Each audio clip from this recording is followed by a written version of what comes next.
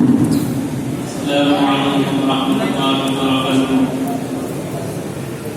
بسم الله الرحمن الرحيم. الحمد لله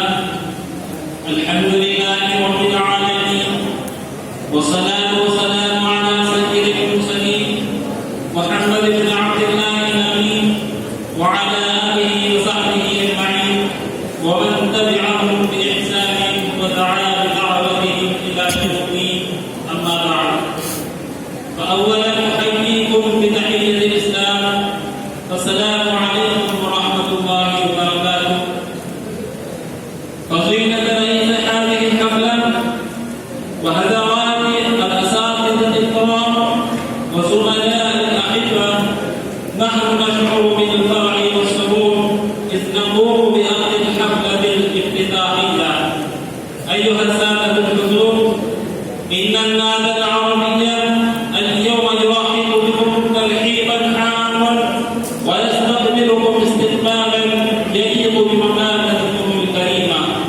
إنما نباشر الآن من العمل الافتتاحي يرجع فضله إلى جامعتنا الحبيبة، وعلى رأسها فضيلة الشيخ محمد فضل الرحيم المدرسي الندوي، ونائبه فضيلة الشيخ محمد ضياء الرحيم المدرسي حفظه الله، اللذان يهتمان بجميع الأمور التعليمية ويوفران كل نوع من التسهيلات والإمكانيات.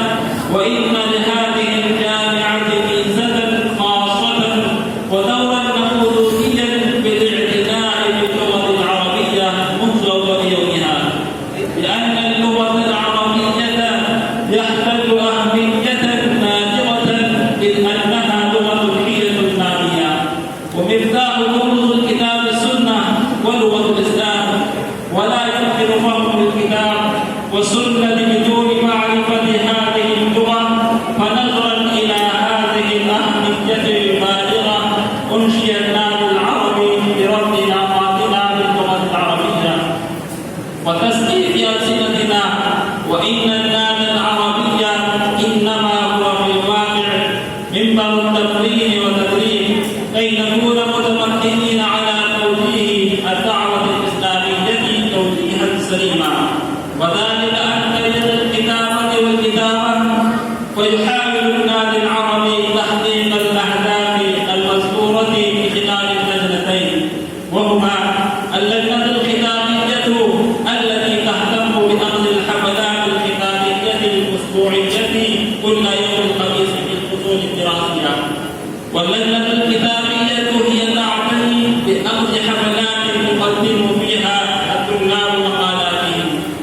حضراتي أساتذتي وإخواني، إن مثل هذه البرامج الثقافية التي يعقدها النادي العربي لطلبة جامعة الهداية لا يستهدف إلا هذا الدين الصالح الذي يتوقف عليه توجيه مستقبل الأمة الإسلامية، وهذا المستقبل الساهل بأيدينا نحن الشباب والحكام. ومن خلال هذه الحملات العلمية والثقافية نريد أن نتسابق جهودنا في سبيل هذا العمل الجليل الذي يشد ما تحتاج إليه الأمة الإسلامية.